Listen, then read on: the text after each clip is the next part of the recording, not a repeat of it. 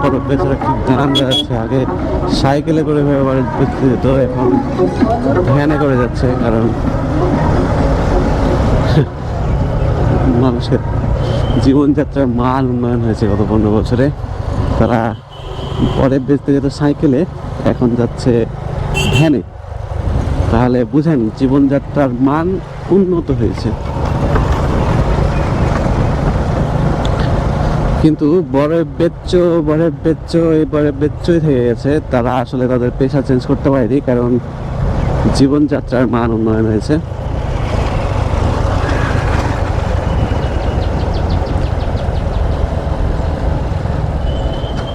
জীবনযাত্রার মান বলতে আসলে কি বোঝায় আমার জানা নাই, তবে আমি যা ধারণা করি তা হচ্ছে, আমি কৃষকের ছেলে ছিলাম।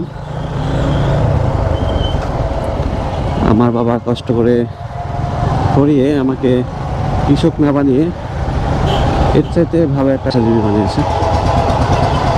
হয়তো কেউ বরের বিক্রেতার ছেলে ছিল। আসলে বরের বিক্রেতা তেমন মর্যাদাপূর্ণ কোনো পেশা না।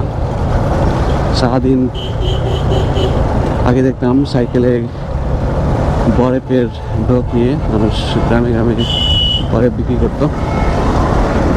সারাদিনে হয়তো 150-200 বরফ বিক্রি হতো। আর আমাদের সময়ে 4 আনা 8 আনা 1 টাকা, সর্বোচ্চ 2 টাকা দাম ছিল বরফের।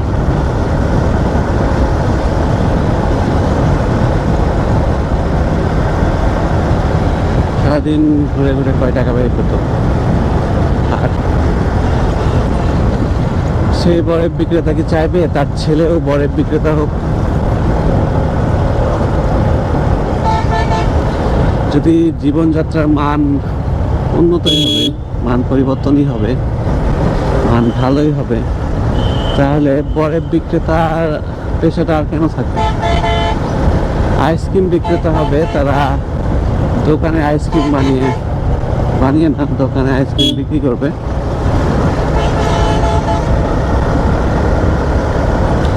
এক কথায় একটা ভালো ব্যবসায়ী হবে। কিন্তু এভাবে সাইকেল থেকে ভ্যানে করে এখন বরফ বিক্রি করবে,